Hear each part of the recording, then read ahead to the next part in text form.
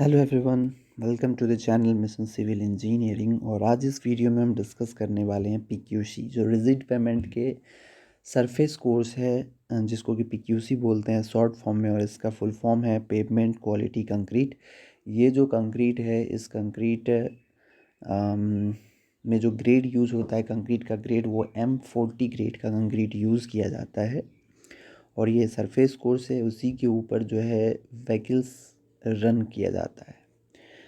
तो video start करने से पहले हम आपको ये बताना चाहेंगे कि अगर आप हाईवे इंजीनियरिंग या हाईवे कंस्ट्रक्शन के रिलेटेड अगर ऑनलाइन इंटर्नशिप करना चाहते हो तो हमसे कांटेक्ट करें। हमारे चैनल के थ्रू ऑनलाइन इंटर्नशिप करवाया जाता है हाईवे कंस्ट्रक्शन के ऊपर, ठीक है। और हमारे चैनल पे आप नए हैं तो चैनल को सब्सक्राइब भी कर लिए। सारे सिविल इंजीनियरिंग के रिलेटेड, डिफरेंट कंस्ट्रक्शन स्ट्रक्चर्स के रिलेटेड अपडेट के लिए आप हमारे चैनल को विज़िट कर सकते हैं, इसलिए आप सब्सक्राइब करके रखें ताकि जो भी वीडियोस हमारे चैनल पे अपलोड हो आप तक पहुंच जाए। तो चलिए स्टार्ट करते हैं। आज का टॉपिक ये है पेवमेंट क्वालिटी कंक्रीट, और ये रिजिड पेमेंट का जो है सरफेस कोर्स है। इसी को आज डिस्कस करेंगे डिटेल में। तो सबसे स्टार्टिंग में जो है मटेरियल सूटेबिलिटी पे बात करेंगे कि मटेरियल, कैसा मटेरियल इस लेयर को कंस्ट्रक्ट करने के लिए सूटेबल रहता है। तो इसमें जो एग्रीगेट यूज़ होता है उसका जो मैक्सिमम साइज़ आपका रहना चाहिए वो है 31.5 mm। 31.5 mm का जो है मैक्सिमम साइज़, मटेरियल का साइज़ यूज़ कर सकते हैं। उसके बाद इसमें वाटर एब्जॉर्प्शन जो है वो 2% मैक्सिमम। उसके बाद साउंडनेस टेस्ट जो है इसका Na2SO4 12% मैक्सिमम, और MgSO4 जो है 18% मैक्सिमम रहना चाहिए। उसके बाद लॉस एंजल्स एब्रेशन वैल्यू जो है वो 35% से कम रहना चाहिए। और कंबाइंड FI एंड DI जो कि फ्लैकिनेस इंडेक्स और इलोंगेशन इंडेक्स जो है वो 35% से कम रहना चाहिए। और सैंड इक्विवेलेंस वैल्यू इसका नॉट लेस दैन 50। उसके बाद aggregate shall not be alkaline reactive gradation sieve analysis as per project specification और मोर्थ। तो ये सारे इसका जो है मटेरियल सुटेबिलिटी था। अब इसका डिज़ाइन पैरामीटर्स पे बात करेंगे। The minimum cement content shall be 360 kg पर क्यूबिक मीटर ऑफ कंक्रीट। जो कंक्रीट अगर 1 m³ कंक्रीट अगर हम प्रिपेयर कर रहे हैं PQC के लिए, तो इसमें जो है 360 kg सीमेंट अपने को यूज़ करना रहता है मिनिमम। मैक्सिमम आप जितना यूज़ करें, पर मिनिमम 360 kg यूज़ करना ही रहेगा। In case fly ash is blended at site, in case fly ash is blended at site as part replacement of cement, the quantity of fly ash should not be more than 20% by weight of cementanious material, and the content of OPC shall not be less than 310 kg per cubic meter। अगर हम fly ash को use कर रहे हैं part replacement सीमेंटेनियस material से, तो उसमें 20% ही replace कर सकते हैं फ्लाई ऐश से। सीमेंट का जो भी वेट होगा उसका 20% का हम जो मटेरियल है वो रिप्लेस करके फ्लाई ऐश यूज़ कर सकते हैं। और अगर 20% यूज़ कर रहे हैं तो वहाँ पे जो है सीमेंट, जो OPC सीमेंट है, वो भी अपना 310 kg पर क्यूबिक मीटर कंक्रीट में रहना चाहिए। 310 kg सीमेंट, OPC सीमेंट। उसके बाद target flexural strength of concrete shall not be less than 4.5 MPa plus 1.65 S at 28 days. Target compressive strength जो है not less than 40 MPa plus 1.65 S at 28 days. और उसके बाद workability of PQC mix shall be in range of 25 plus minus 50 mm।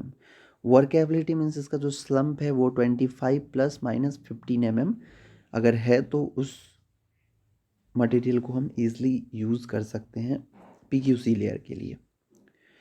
The maximum free water cement ratio shall be 0.45 when only OPC is used. अगर हम OPC cement का ही बस use कर रहे हैं तो वहाँ पे 0.45 जो है वाटर सीमेंट रेशियो रहना चाहिए। अगर हम ब्लेंडेड सीमेंट का यूज़ कर रहे हैं, मीन्स अगर उसमें फ्लाई ऐश का रिप्लेसमेंट है, तो वहाँ पे अपने को वाटर सीमेंट रेशियो जो है वो 0.5 मेंटेन करना रहेगा।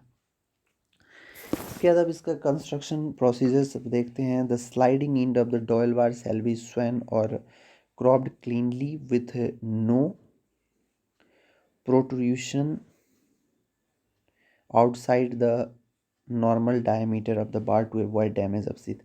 जो उसमें बाहर में अगर इसको कटिंग कर दें हैं तो बाहर में कुछ हिस्सा रह जाता है अनकट, तो उसको हटाने के लिए बोला जा रहा है, क्योंकि वो आपको जो शीथ रहेगा उसको जो है वो डैमेज कर सकता है। इसके बाद dowel bar in the construction joint in the contraction joint and construction joint shall be tightly covered by thin plastic sheath. Mouth of plastic sheath should be closed by insulating tape to prevent the entry of cement slurry and locking of the dowel bar. ये sheath क्या होता है, इसको sheath या इसको PVC sleeve भी बोलते हैं। स्लीव मीन्स ये क्या रहता है कि एक साइड इसका जो है कवर रहता है, एक साइड माउथ ओपन रहता है। जिस साइड माउथ ओपन है उसी साइड जो है डबल बार को डालते हैं, और डबल बार को डाल के, और ये सीथ का जो इंड पॉइंट और जो इसका डबल बार रहता है उन दोनों के बीच में थोड़ा सा गैप रहता है, और ऊपर में इसको जो है इंसुलेशन टेप से पैक कर देते ताकि इसमें जो है थोड़ा भी कंक्रीट ना जा पाए, ताकि इसका जो एक्शन है, जो इसका कंट्रैक्शन और एक्सपेंशन का जो एक्शन है वो एक्शन ये कर सके, इसलिए इसको डालते हैं। ठीक है। उसके बाद tie bar projecting across the longitudinal joints shall be protected from corrosion for 75 mm on each side of the joint by a protective coating of bituminous paint and allowed to dry. In case of coastal region, a high rainfall areas, tie bar shall be epoxy coated in their full length as per I 13 13620। और अगर ये जो है ना, अगर इस corrosion से बचाने के लिए इसको बिटुमिनियस पेंट या इपॉक्सी कोटेड रहना चाहिए ये टाई वार के लिए। उसके बाद अब कंस्ट्रक्शन प्रोसीजर में PQC mix shall be produce from batching plant for homogeneous and uniform mix. अगर कोई भी हम मटेरियल को रेडी करते हैं तो उसके लिए होमोजीनियस और यूनिफॉर्म मिक्स ज़रूरी रहता है, ताकि स्ट्रेंथ आपको हर जगह बराबर मिले। और इसके लिए जो है बैचिंग प्लांट यूज़ किया जाता है। और इसमें जो है कंक्रीट का टेम्परेचर मेंटेन करने के लिए चिलिंग प्लांट का भी यूज़ किया जाता है, क्योंकि अगर हॉट वेदर में अगर हम बना रहे हैं कंक्रीट को तो वहाँ पे 25 to 27 डिग्री सेल्सियस जो है वेदर जो है वहाँ का एटमॉस्फेरिक टेम्परेचर उससे ज़्यादा रहता है। तो अगर अपने को उतना कंक्रीट का जो है टेम्परेचर मेंटेन करने के लिए चिलिंग प्लांट का यूज़ करते हैं, वाटर को ठंडा करके कूल करके फिर कंक्रीट में मिलाया जाता है, ताकि जो उसका एडुक्वेट टेम्परेचर हो, जो स्पेसिफाइड टेम्परेचर है वो कंक्रीट का मेंटेन रहे, इसलिए चिलिंग प्लांट यहाँ पे लगाया गया है, आपको ये इमेज में दिख रहा होगा। इसके बाद PQC mix shall be transported by covering the tipper trucks with tarpaulin to protect from the weather से बचाने के लिए उसको तारपॉलिन से इसको कवर करके ट्रांसपोर्ट करते हैं प्लांट से साइट तक। Before placing of separation member, the sub base shall be swept clean of all extraneous material using air compressor and sprinkled with water to bring down the temperature of PQC। इसके बाद क्या करते हैं, जो अपना DLC रहता है ना, डीएलसी का जो सरफेस रहेगा उसको एयर कंप्रेसर से क्लीन करके उसमें वाटरिंग करके फिर उस पर जो है सेपरेशन मेम्ब्रेन जो है डालते हैं, फिर उसके ऊपर पीक्यूसी का लेइंग होता है। Separation member shall be tight straight and anchored on सब बेस, और इसको एकदम टाइटली फिक्स करते हैं, और जो सब बेस रहता है डीएलसी लेयर पे इसको एंकॉर्ड कर देते हैं, मीन्स फिक्स कर देते हैं। उसके बाद PQC mix loaded truck should roll over the hessian cloth और गनी बैग और old and used conveyor belt placed on separation member to protect from damage of separation membrane। और जैसे कि यहाँ पे आपको दिख रहा होगा दो इमेजेस हैं, ये बहुत इंपॉर्टेंट चीज़ है। और ये चीज़ कहाँ किया जाता है, जहाँ पे अपने को एकदम बहुत ही अच्छा क्वालिटी का काम करना रहेगा, वहाँ पे ये सारी चीज़ को कंसीडर किया जाता है। नहीं तो इसमें क्या है, लिंक करना है तो डायरेक्ट सेपरेशन मेम्ब्रेन के ऊपर पॉलीथीन ही तो है, अगर उसको उतना वो नहीं करके उसके ऊपर से ही करता है तो पॉलीथीन जो सेपरेशन मेम्ब्रेन है वो डैमेज हो जाता है। लेकिन अगर अपने को अच्छे से काम करना है तो वहाँ पे ऐसे ही करके इसी सिस्टम को फॉलो करना रहता है, ताकि आपका जो क्वालिटी है, क्वालिटी 100% आप दे सके अपने क्लाइंट को। तो यहाँ पे क्या किया जा रहा है कि पीक्यूसी का जो लोडेड ट्रक है वो पेवर के सामने जो अनलोडिंग करने के लिए जाता है, तो वहाँ तक जाने के लिए वो जहाँ से चढ़ता है सेपरेशन मेम्ब्रेन पे, मीन्स जो डीएलसी लेयर पे, तो उसके टायर के नीचे जो है हेज़न बैग या तो कन्वेयर बेल्ट जो होता है, जो unused conveyor belt, damaged conveyor belt डाल दिया जाता है, ताकि उसके ऊपर से उसका टायर जाएगा तो जो सेपरेशन मेंबर है उस पर, मेम्ब्रेन है उस पर कोई डैमेज नहीं होगा। ठीक है। The PQC mix cannot be carried beyond 10 km of lead. In case of carrying more than 10 km, reduce the workability to avoid self compaction and stiff, and to bring paving workability. Make the arrangement of slurry with same water cement ratio to sprinkle on the mix at paving points. और ये जो है plant और आपका जो site का distance है, unloading point का डिस्टेंस है, वो 10 किलोमीटर से ज़्यादा नहीं रहना चाहिए। अगर इन केस कहीं पे हो रहा है तो वहाँ पे वर्केबिलिटी को रिड्यूस करना रहता है। और उसके बाद जहाँ पे अनलोड होगा वहाँ पे स्लरी का अरेंजमेंट रहना चाहिए, और उस स्लरी में जो है वाटर सीमेंट रेशियो जो आपका पीक्यूसी कंक्रीट का है उसी रेशियो के अकॉर्डिंगली बनाया जाता है, और उस पर डाल के फिर उसको पेविंग किया जाता है। उसके बाद spreading a PQC mix should be done with backhoe loader of JCB to protect damage of separation membrane. और बैकहो लोडर जो है उसका यूज़ करके, बैकहो लोडर का यूज़ करके जो स्प्रेडिंग करना रहता है पीक्यूसी का, वो पीक्यूसी का स्प्रेडिंग किया जाता है। PQC mix must be consistent to have the workability 25 plus minus 15 mm at the time of laying. Laying के टाइम में आपको जो है 15 से 30-35 के बीच में आपका वर्कबिलिटी रहना चाहिए, स्लम्प रहना चाहिए। No concrete shall be done when temperature of the concrete reaches the paving site is above 30 degree Celsius. और 30 डिग्री सेल्सियस अगर आपका एटमॉस्फेरिक टेम्परेचर है तो वहाँ पे आपका जो है कंक्रीटिंग नहीं कर सकते हैं। कंक्रीटिंग आपको रोकना होगा। To bring down the temperature if necessary chilled water और ice flakes should be made use of. और अगर आपको बहुत ही अर्जेंट में करना है तो वहाँ पे चिलिंग प्लांट लगा के जो कंक्रीट का टेम्परेचर है उसको डाउन करके फिर लेइंग करना रहता है, या आइस का यूज़ करते हैं।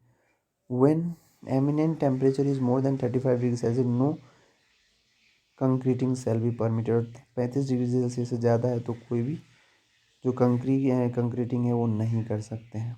उसके बाद जो है इसका और भी कंस्ट्रक्शन प्रोसीजर में देखते हैं। Slip form paver machine shall have vibratory. और ये जो पेवर होता है, एक फिक्स्ड फॉर्म पेवर होता है और एक होता है स्लिप फॉर्म पेवर। दो टाइप के पेवर होते हैं basically.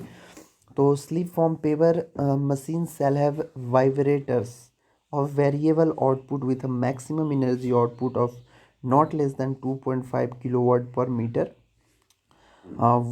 width of slab per 300 mm, depth of slab for laying speed up to 1.5 meter per minute, or pro data for higher speed. Vibrators shall operate at the frequency of 8,000 to 10,000 impulse per minute under load at maximum spacing of 600 mm. The variable vibrator setting shall be provided in the machine. It must be calibrated to prevent over compaction result loss of slurry or less compaction result internal honeycombing. और जो slip form paper रहता है उसमें आपको 8,000 to 10,000 impulse पर metre वाला जो है वाइब्रेटर उसमें लगा रहना चाहिए।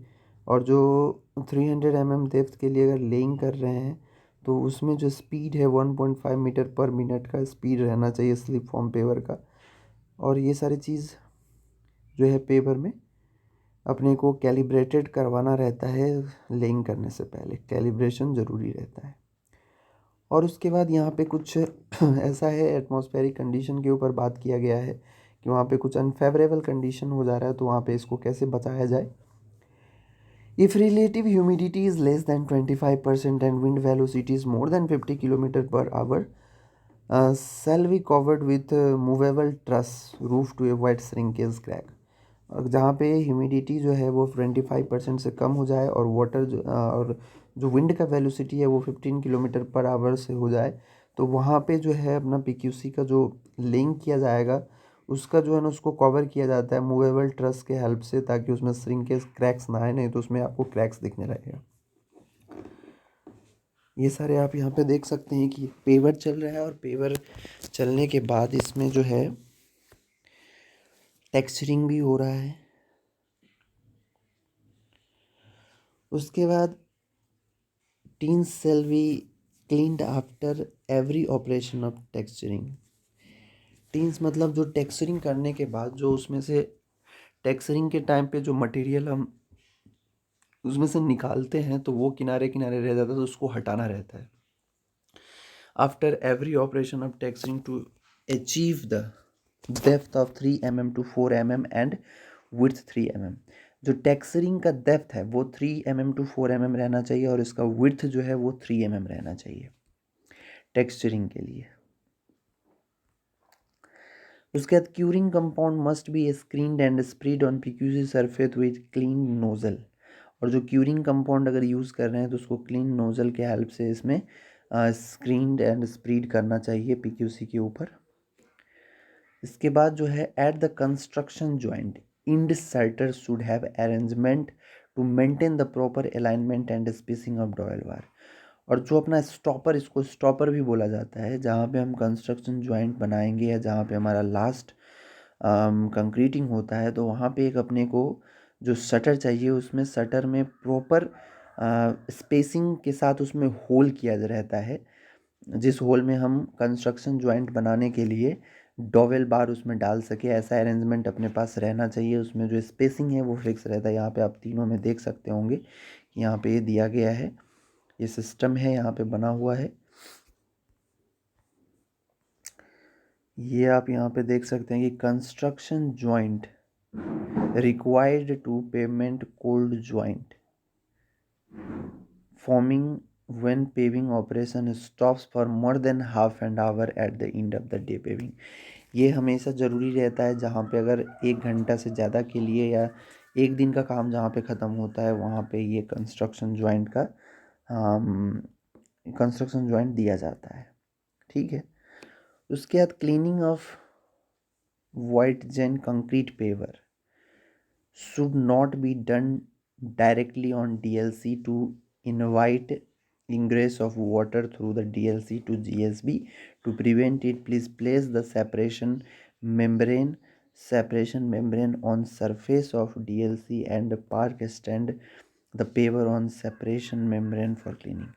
और जहाँ पे हम पेवर का क्लीनिंग करेंगे उसके नीचे जो है सेपरेशन मेम्ब्रेन डाल के, प्लास्टिक डाल के ही उसका सफाई करें, ना कि ऐसे ही कर दे डीएलसी के ऊपर। अगर डीएलसी के ऊपर करेंगे तो वाटर जो है वो पर्कुलेट होके जीएसबी तक जाएगा, फिर वहाँ पे पंपिंग हो सकता है, जीएसबी से नीचे भी जा सकता है, इसलिए इस चीज़ को ध्यान देना रहता है।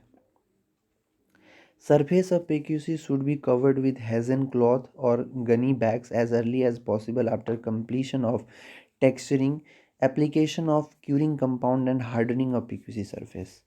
और जो है PQC का लेइंग और टेक्सचरिंग हो जाने के बाद इसको हेजन क्लॉथ से या तो गनी बैग से इसको ढक दिया जाता है। और इसमें जो भी क्यूरिंग कंपाउंड है ये सारे इसमें स्प्रे कर दिया जाता है।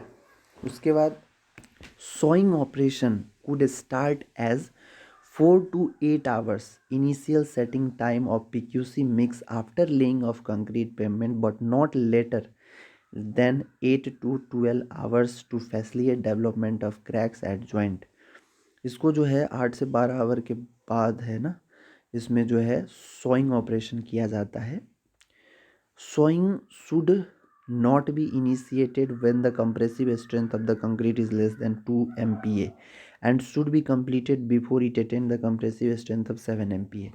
2 MPa से अगर 2 मेगा पास्कल से अगर कम है इसका कंप्रेसिव स्ट्रेंथ, तो उस टाइम पे स्टार्ट नहीं करेंगे सोइंग ऑपरेशन। अगर और इसको जो है 2 MPa से अगर ज़्यादा स्ट्रेंथ अगर वो गेन कर रहा है तो स्टार्ट करेंगे, और 7 MPa से पहले इसका जो सॉइंग ऑपरेशन है वो ख़त्म कर देंगे, और इस प्रोसेस को इनिशियल कटिंग बोलते हैं। तो इसके बाद after finishing of initial cut, जब हम इनिशियल कट फिनिश कर देते हैं तो grooves should be plugged with back of rod just below the final cut depth, widening groove depth to prevent dirt and loose material enter into the developed crack of PQC। यहाँ पे आपको ये दो images दिख रहे होंगे, इसमें ये इनिशियल कट है और डेवलप्ड क्रैक है, नीचे ये क्रैक भी डेवलप्ड होता है। और इसमें जो है इसका जो इनिशियल कटिंग है जो कि 3 से 5 mm विड्थ में होता है, और ये जो है इसका जो कटिंग है आपको 100 mm तक होता है। इसमें क्या बोला जा रहा है कि after finishing of initial cut groove should be plugged with backup rod. एक बैकअप रॉड आता है, वो उसमें इंसर्ट कर दिया जाता है below the final cut depth, widening groove depth to prevent dirt and loose material enter into the. और इसके कारण से क्या होता है कि उसमें जो भी डर्ट और डस्ट मटेरियल, लूज मटेरियल नहीं जा पाए, इसलिए इसमें जो है बैकअप रॉड डाल दिया जाता है। उसके बाद क्या बोल रहा है कि backup rod should be placed in the groove of initial cut with the help of a roller below 25 mm to 30 mm for the top of the PQC surface. PQC surface से 20 से 25 mm नीचे जो है ये back of rod को roller के help से उसमें डाला जाता है। ये छोटा सा रोलर रहता है, इमेज में आप देख सकते हैं, इसके हेल्प से इसमें ये टाई रॉड को डाल दिया जाता है। इसके बाद curing should be done till 14 days after 14 days from date of PQC laying without rolling and water tanker on the surface of PQC to avoid undulation and cracks। और जो है 14 days तक जब इसमें हम क्यूरिंग करेंगे तो इसके ऊपर टैंकर नहीं आना चाहिए, नहीं तो इसमें क्रैक्स और अंडुलेशन आने का चांसेस रहता है। उसके बाद मेम्ब्रेन क्यूरिंग जो होता है, it is generally done after the initial sawcut over placed moist hazen cloths or other matting used। The procedure to be adopted when solid membrane is used for curing consists of spreading the membrane of suitable width and length 500 mm more than pavement width. The end shall be anchored and screw on PVC aluminum plate of 200 mm width and tugged with compacted soil to prevent flapping or removal of the membrane under wind pressure. At each transverse joint of the membrane and overlap portion, slightly compacted bunds appropriate cross section 100 mm into 100 mm of the soil should be provided. A rubber strip of 550 mm should be placed over the seat at 3 meter interval। Membrane curing के लिए जो है ये membrane को ये डाला जाता है और इसके ऊपर जो है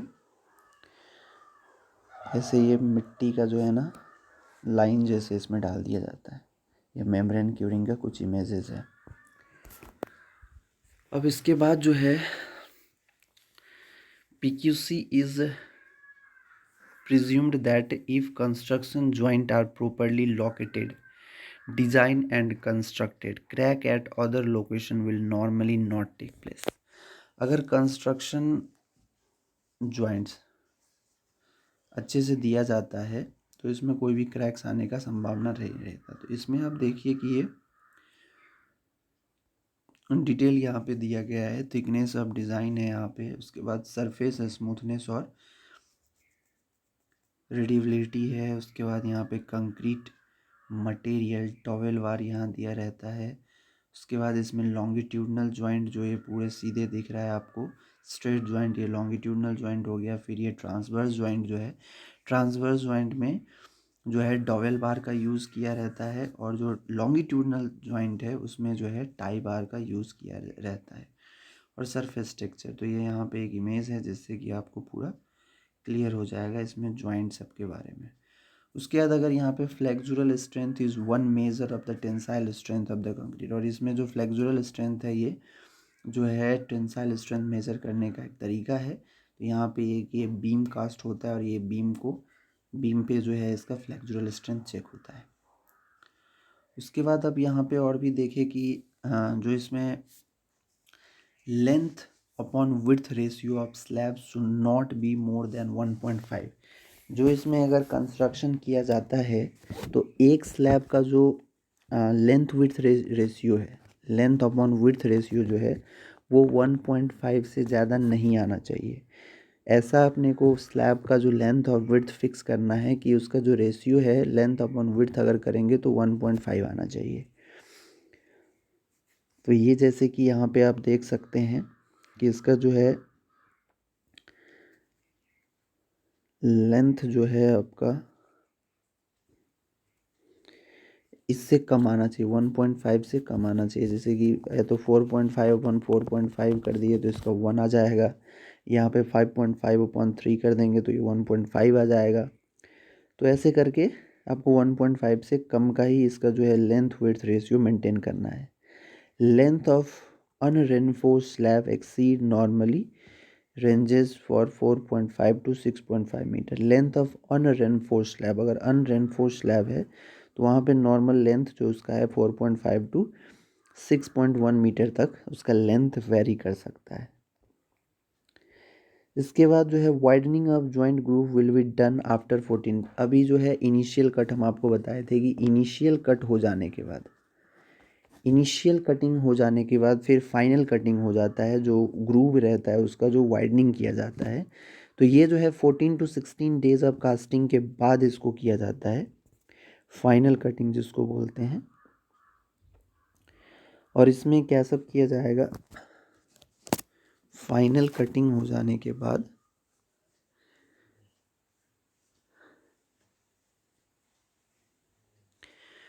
फाइनल कटिंग जो रहता है वो 1/4 to 1/3 of PQC depth. PQC का जितना डेप्थ है उसका 1/4 to 1/3 पार्ट तक जो है इसमें कटिंग किया जाता है। और इसमें जो है आप देख सकते होंगे कि पॉली सल्फाइड सीलेंट का यूज़ किया जाता है, shall be poured in widened groove in contraction joint 3 ± 1 mm below the PQC surface. जो PQC सरफेस रहता है उसके 3 से 4 mm नीचे तक जो है उसमें पॉली सल्फाइड सीलेंट को भर दिया जाता है। No sealing joint shall be undertaken before 21 days of construction। इसमें जो है पहले जो है लॉन्गिट्यूडनल और एक होता है अपना ट्रांसवर्स जॉइंट। तो ट्रांसवर्स जॉइंट के लिए पहले तो बैक ऑफ रॉड डाला जाता है। बैक ऑफ रॉड डालने के बाद जो है डिबाउंडिंग स्ट्रिप आता है, एक फॉर्म जैसा रहता है, वो डिबाउंडिंग स्ट्रिप डाला जाता है। डिबाउंडिंग स्ट्रिप जो है ट्रांसवर्स जॉइंट में 5 mm का डाला जाता है और ट्रांसवर्स जॉइंट में 1 to 2 mm का डाला जाता है। इसके बाद जो है जो सीलेंट जो है पॉलीसल्फाइड सीलेंट जो होता है वो डाला जाता है और वो जो है ऊपर से 2 to 3 mm या 3 to 4 mm डाउन नीचे तक डाला जाता है। और वैसे ही इसमें भी सेम रहता है, लॉन्गिट्यूडनल में भी। तो ऐसे करके ये जो जॉइंट ग्रूव कटिंग को फिल करते हैं, ग्रूव कटिंग करने के बाद ये सारे काम किया जाता है। उसके बाद polysulphide sealant performed well for up to 5 to 7 years according to experience on the NHI project to date. और जो ये पॉलीसल्फाइड सीलेंट रहता है ये 5 से 7 साल तक ये अच्छा काम करता है ना। ये एक्सपीरियंस NHI प्रोजेक्ट के एक्सपीरियंस के अकॉर्डिंग है। उसके बाद क्या बोला जाता है इसमें, payment can gain further about 10% strength over it's life. A concrete payment is expected to give a useful service life of more than 30 years without any significant rehabilitation और रिकन्स्ट्रक्शन। ये 30 ईयर तक जो है अपना परफॉर्मेंस अच्छा दे सकता है बिना उसमें कोई रिकन्स्ट्रक्शन और रिहेबिलिटेशन के बिना। उसके बाद अब इसका कुछ एक्सेप्टेंस क्राइटेरिया देख ले। तो एक्सेप्टेंस क्राइटेरिया अगर देखा जाए तो characteristics flexural strength of concrete shall not be less than 4.5 MPa at 28 days. Characteristics compressive strength of concrete shall not be less than 40 MPa at 28 days. Compressive strength जो है वो 40 MPa नहीं रहना चाहिए, क्योंकि वो M40 ग्रेड का concrete use होता है। तो उसका जो है कंप्रेसिव स्ट्रेंथ आपको 40 MPa आना ही चाहिए 28 डेज़ के बाद।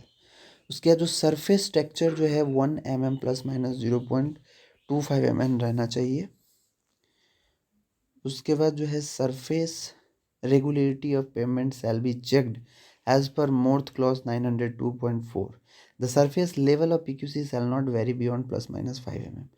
और इसका जो सरफेस का जो टॉलरेंस है या सरफेस का लेवल जो वेरी करने का क्राइटेरिया है वो प्लस माइनस 5 mm है। इसके बाद अब इसमें जो है any uncontrolled random cracks like longitudinal transverse diagonal intersectional crack that extend through the depth of the slab greater than d by 2, where d is depth of PQC, is to be considered as a structural crack. Structural crack is often caused due to excessive loading, long joint spacing, shallow or late sawing of joints, restraint at base or edge due to joint lookup, inadequate thickness material related problem, improper construction techniques, pumping, piping of fines from the subbase और the subgrade। तो ये सारे problems के कारण से जो है structural crack आता है। और ये कब हम पता करेंगे कि स्ट्रक्चरल क्रैक है? अगर d/2 मतलब डेप्थ जो है टोटल डेप्थ के आधा तक अगर आप उसमें क्रैक्स दिख रहा है तो इसका मतलब ये स्ट्रक्चरल क्रैक है। और स्ट्रक्चरल क्रैक्स आने का ये सारे रीज़न है कि कहाँ स्ट्रक्चरल क्रैक आ रहा है। अगर हम उसमें जो ग्रुप कटिंग जल्दी स्टार्ट नहीं करेंगे उसके कारण से भी आ जा रहा है। जॉइंट्स का स्पेसिंग अगर ज़्यादा देंगे उसके कारण से भी आएगा। अगर उस पर कोई गाड़ी एक्सेसिव लोडिंग हो गया इसके कारण से भी आ सकता है। बहुत सारे रीज़न हैं इसमें, ये सारे रीज़न दिया गया है, इस कारण से आपको उसमें स्ट्रक्चरल क्रैक आ सकते हैं। Repair of defective PQC panel, fine interconnecting crack should be considered as a surface distress and repair with low viscosity epoxy resin। अब इसमें रिपेयर का अगर बात करें तो अगर सरफेस क्रैक्स हैं तो उसको जो है लो विस्कोसिटी इपॉक्सी रेजिन के हेल्प से इसका जो है क्रैक्स फिल कर देते हैं और इसका जो रिपेयरिंग हो जाता है। यहाँ पे देख सकते हैं plastic shrinkage cracks repair with low viscosity epoxy, close up view of epoxy sealing. इसके बाद repair of defective PQC panel, अगर डिफेक्टिव पूरा डिफेक्ट हो जाता है तो उसको क्या किया जाएगा? Full depth repair of recommended full depth repair is recommended if the pavement has multiple type of distresses such as cracking, revealing, large pop outs, potholes and compression failure as below। अगर ऐसा हो जाएगा तो इसको full depth repair with drilled in dowel bar with 2 new construction joint, full depth repair with grotted tie bar and dowel bar assembly with 1 new construction joint। इस दो type से इसको जो है अगर फुल विड्थ में अगर इसमें रिपेयरिंग करना है तो इस दो प्रोसेस के हेल्प से इसमें रिपेयरिंग कर सकते हैं। उसके बाद इसमें है और भी repairing of defective PQC panel, stitching in normal use for the treatment of narrow longitudinal transverse and diagonal cracks. अगर जो क्रैक्स है वो d/2 डेप्थ से आधा से ज़्यादा, डेप्थ के आधा से ज़्यादा मतलब क्रैक उसमें दिख रहा है, which do not display spelling और अदर टाइप्स ऑफ डिस्ट्रेसेस, तो उसके लिए जो है ना स्टिचिंग किया जाता है। स्टिचिंग करके उसको डिफेक्ट को रिमूव किया जाता है। उसके बाद स्टेपलिंग किया जाता है। Stippling is normally used for the treatment of deep longitudinal transverse and diagonal crack.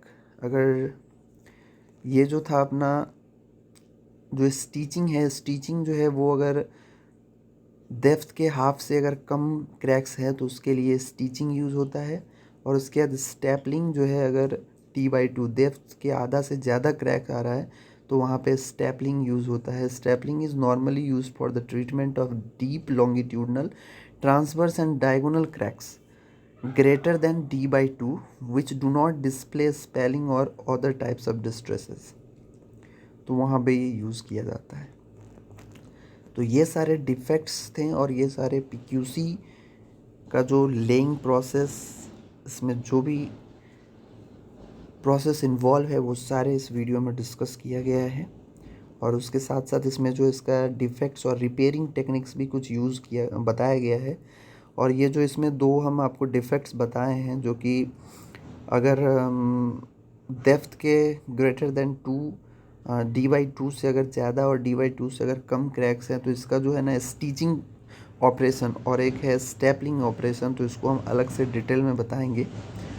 ये दो चीज़ हैं जो कि, और एक यहाँ पे भी है कि फुल डेप्थ रिपेयरिंग, तो ये तो नॉर्मल है, जितने डेप्थ में आपको रिपेयरिंग करना है उतने को वहाँ से ब्रेकर के हेल्प से ब्रेक करके निकाल लिया जाता है और किनारे से सॉ कटिंग से कट करके हटा दिया जाता है और उसमें ड्रिलिंग करके डॉवेल बार डाला जाता है। Full depth repair with drilled in dowel bars, है ना, ऐसे करके इसमें 2 कंस्ट्रक्शन जॉइंट बना के फिर इसमें किया जाता है। और दूसरा एक मेथड है कि full depth repair with grouted tie bar, या इसमें टाई बार का यूज़ करके, tie bar and dowel bar, बीच में डॉवेल बार है और दोनों साइड जो है टाई बार है। ऐसे करके इस दो प्रोसेस के हेल्प से आप इसमें ये रिपेयर कर सकते हैं। और जो आपका नॉर्मल सरफेस क्रैक्स होते हैं उसको जो है लो विस्कोसिटी इपॉक्सी रेजिन के हेल्प से जो है सरफेस क्रैक्स को आप फिल कर सकते हैं। ये फिल करने का प्रोसेस भी यहाँ दिखाया गया है। और ये जो नॉर्मल क्रैक्स होते हैं, जो सरफेस क्रैक, ये आपको बेसिकली प्लास्टिक श्रिंकेज क्रैक बोला जाता है इसको। ये जो है आपका ह्यूमिडिटी कम होने के कारण से या आपका वेदर जो है ज़्यादा ड्राई होने के कारण से ये श्रिंकेज क्रैक देखा जाता है। तो ये सरफेस श्रिंकेज क्रैक जो है normally low viscosity epoxy resin के हेल्प से इसको फिल करके इसको आप सॉर्ट आउट कर सकते हैं। और एक आपका जो है स्ट्रक्चरल क्रैक्स जो होते हैं, इसको कैसे आइडेंटिफाई किया जाएगा, तो अगर आपका क्रैक का जो डेप्थ है वो आपका जो PQC का डेप्थ के हाफ से ज़्यादा है, ग्रेटर देन D/2 है, where D is depth of PQC slab, तो उस क्रैक्स को आप स्ट्रक्चरल क्रैक मानेंगे। और ये स्ट्रक्चरल क्रैक होने का डिफरेंट रीजंस होते हैं, ये सारे रीजंस यहाँ पे लिस्टेड है। Structural crack is often caused due to excessive loading, long joint spacing, shallow और लेट सोइंग। अगर उसमें आप PQC लेइंग होने के कुछ देर बाद अगर उसमें लोडिंग, कोई भी व्हीकल्स अगर क्रॉस हो जा रहा है तो वहाँ पे एक क्रैक, स्ट्रक्चरल क्रैक देखने को मिलेगा। अगर जो जॉइंट्स के स्पेसिंग अगर ज़्यादा दूर पे हैं तो उसके कारण से हो सकता है। उसके बाद अगर इसमें सॉइंग ऑपरेशन, जो इसमें ग्रूव कटिंग है, वो अगर लेट से हो रहा है तो ये 2-3 चीज़ जो है जो कि मेजर कॉजेज़ हैं ये स्ट्रक्चरल क्रैक्स के लिए। तो ये सारे इसमें डिटेल्स हैं जो कि PQC के हैं। और ये जो अपना इनिशियल कटिंग, जो ग्रूव कटिंग करते हैं, तो ग्रूव कटिंग तो आपको 4 to 8 आवर के बीच में, मीन्स वो जो है 7 MPa जो है 7 मेगापास्कल स्ट्रेंथ गेन करने से पहले ये कटिंग हो जाना चाहिए। नहीं तो फिर अगर उसके बाद अगर कटिंग करेंगे तो वहाँ पे क्रैक्स जनरेट हो जाएगा। और उसके बाद जो है 14 to 16 डेज़ के बाद फिर उसका फाइनल कटिंग किया जाता है। और फाइनल कटिंग जो है वो डेप्थ के 1/4 to 1/3 ऑफ PQC डेप्थ उसका ग्रूव कटिंग किया जाता है, जिसमें कि उसका विड्थ जो है 6 to 8 या 8 to 10 mm तक, जो फाइनल कटिंग में जो है उसका ग्रूव का जो विड्थ है वो विड्थ बढ़ाया जाता है। और उसके बाद इसमें जो भी ऑपरेशन होता है वो यहाँ पे लॉन्गिट्यूडनल और ट्रांसवर्स जॉइंट, दोनों ही जॉइंट के लिए यहाँ पे दिया गया है। लॉन्गिट्यूडनल और 10 to 13 mm यहाँ पे दिया गया है, दोनों ही लॉन्गिट्यूडनल और ट्रांसवर्स जॉइंट के लिए। तो इस वीडियो में इतना ही, फिर मिलते हैं नेक्स्ट वीडियो में। Thank you for watching.